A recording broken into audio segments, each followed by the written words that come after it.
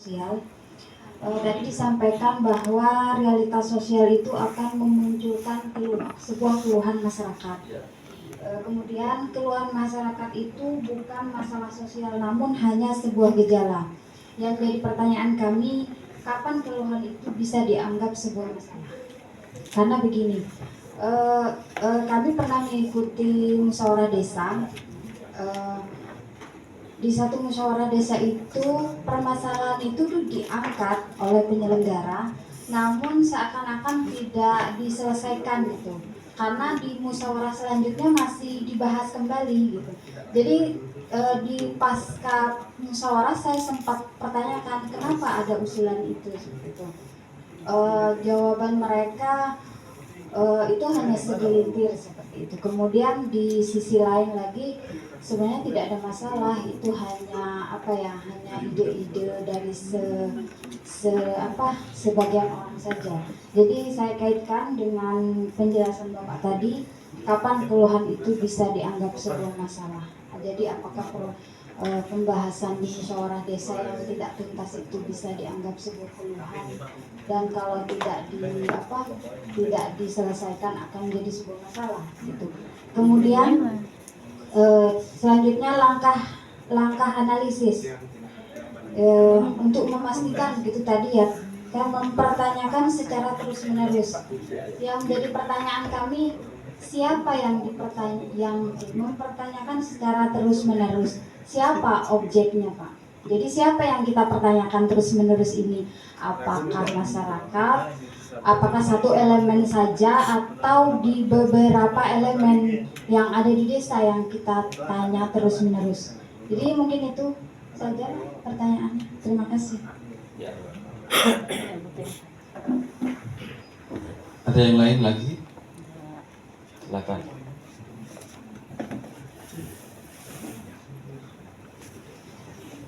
Terima kasih atas waktu yang diberikan. Dari dua materi yang sudah disampaikan, kami sudah mempunyai bayangan apa yang harus kami lakukan di daerah. Artinya tugas penggiat desa itu dari sisi teori yang disampaikan di sini, kalau menurut kami ya lumayan berat, Pak. Apalagi contoh-contoh yang disampaikan itu terkait masalah sosial, potensi yang ada di desa dan lain sebagainya. Kalau menurut kami penggiat desa adalah individu atau kelompok yang aktif berkontribusi dalam pengembangan dan peningkatan kesejahteraan desa, dalam hal ini di pemberdayaan. Artinya bisa penduduk desa yang mempunyai kepedulian terhadap perkembangan desa, perangkat desa atau pejabat yang memiliki peran administrasi, pemuda, mahasiswa dan lain sebagainya, bahkan LSM, bahkan investor dan lain sebagainya. Nah, untuk ke depan yang ingin kami praktekkan atau tindak lanjuti di daerah, penggiat desa yang lebih fokus kita kemana? Karena kalau melihat dari materi yang disampaikan ya lumayan berat, Pak. Tapi kami tidak pesimis. Tapi paling tidak apa yang kami lakukan di desa itu hanya bukan sekedar mengumpulkan penggiat desa, tapi setelah itu cuma habis begitu saja. Paling tidak ada gerakan dari mereka setelah kita berikan penguatan-penguatan. Apakah fokusnya kita perangkat desa atau kelompok-kelompok karang taruna yang kita berikan penguatan seperti ini. Mungkin itu, Pak, yang kami pertanyakan. Terima kasih. Oke, terima kasih atas beberapa pertanyaan tadi. Mungkin saya menanggapi pertanyaan yang pertama tadi, kapan keluhan-keluhan itu mulai dianggap sebagai masalah gitu ya. Jadi memang kalau kita betul-betul bertemu gitu ya, atau ketika kita bertemu secara non formal dengan masyarakat, pasti kita banyak sekali curahan hati gitu ya, curhatan-curhatan atau apa keluhan-keluhan yang disampaikan terhadap kondisi di wilayahnya gitu ya. Jadi memang ketika ketika dianggap masalah, saya kira kita juga harus banyak mencari sumber kepada siapa kita harus memperbanyak sumber, maksud kita sumber informasi. Jadi semakin banyak yang menyampaikan, saya kira itu juga semakin jelas bahwa itu berarti betul-betul masalah. Tapi kalau yang menyampaikan hanya beberapa orang saja dan di wilayah itu saja misalnya, saya kira itu nanti kita lihat sebagai keluhan-keluhan saja, bukan kita anggap sebagai masalah serius gitu. Mungkin itu, atau barangkali ada yang perlu ditambahkan, Pak Holil. Menanggapi pertanyaan teman-teman. Ya, saya tanggapi yang kedua Pak ya, terkait dengan pegiat desa berat. Jadi ini sebenarnya kita berikan wawasan Pak. Jadi itu sebenarnya bukan kemudian menjadi tugas pokok dia, atau namanya mereka juga ada lawan kan.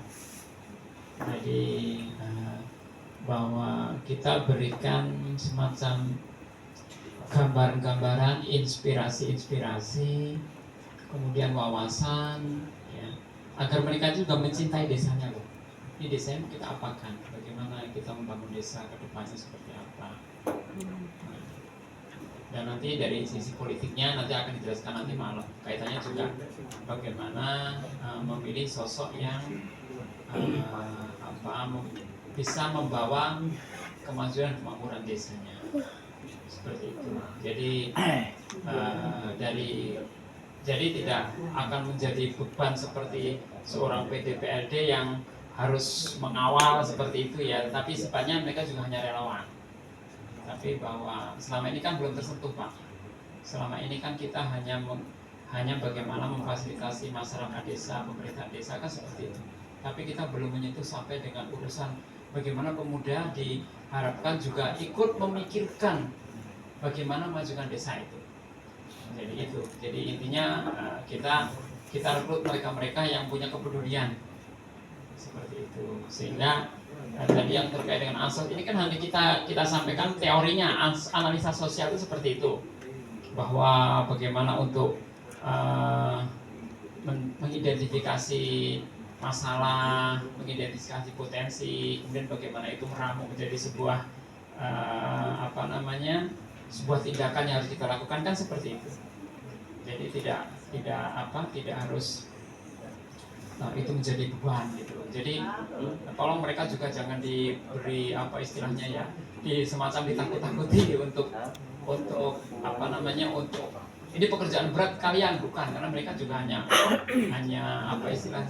relawan seperti itu, sehingga yang tugas itu ada di kita, tapi kita juga punya tanggung jawab bahwa masyarakat itu, terutama para pemuda-pemudinya ini memiliki tanggung jawab moral untuk mengembangkan desanya, itu pada prinsipnya, dan memberikan motivasi itu saja, dan diberikan beberapa teori tadi bahwa ada yang disebut dengan analisa sosial.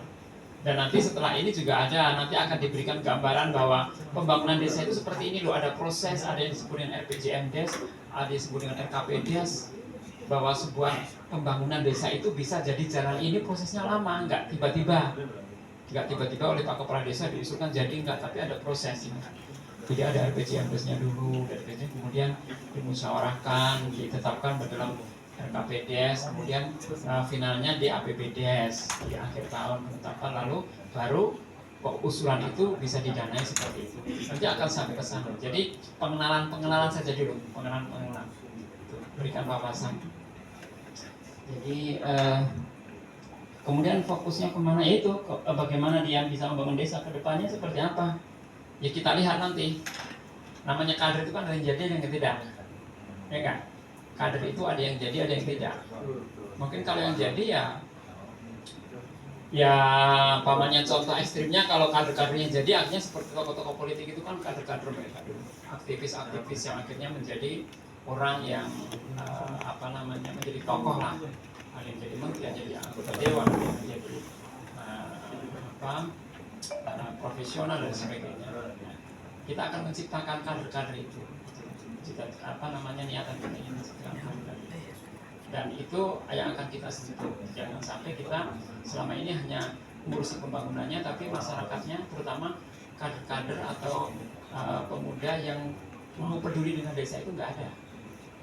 Itu poinnya Pak ya.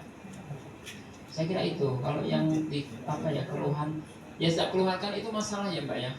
Setiap keluhan itu kan pasti malah orang kalau mengeluh itu mesti ada masalah di sana. Jadi ketika masih ada keluhan-keluhan itu ya berarti masalah, dan masalah itu perlu dicarikan solusi, dipecahkan. Mungkin itu ya, nanti bisa didiskusi lebih lanjut. Silakan kami kembalikan ke Pak Basir. Oke, terima kasih tambahannya Pak Hans. Kenapa? Kita perpanjang waktunya, silakan. Oke, nggak apa-apa. Mumpung di Jakarta ini,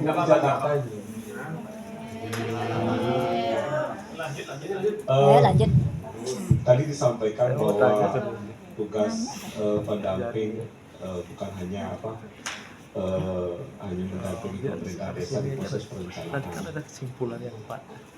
Justru dari kami di Jemberana Pak, kami sudah lebih jauh Pak.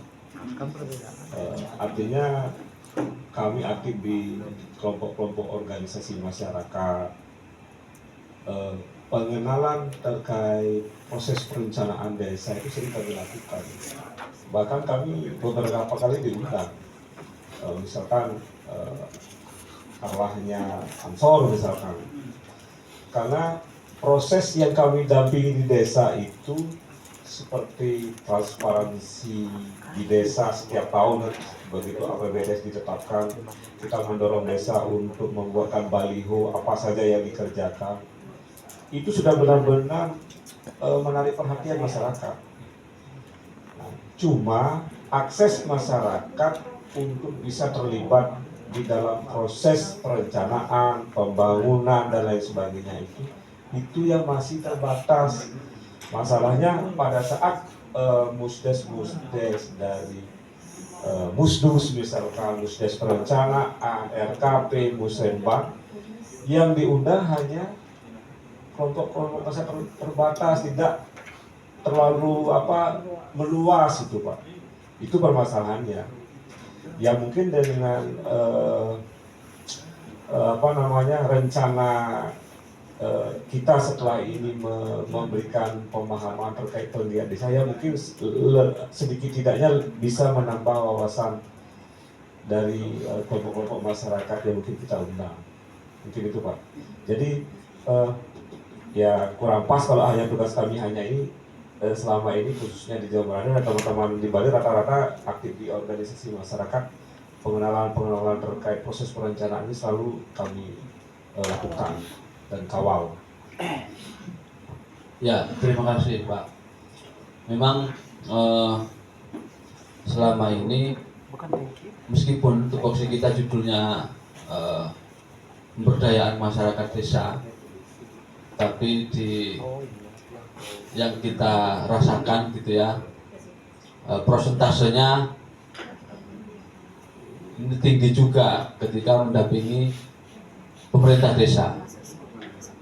Jadi kita juga sebenarnya melupakan gitu ya apa yang sebenarnya menjadi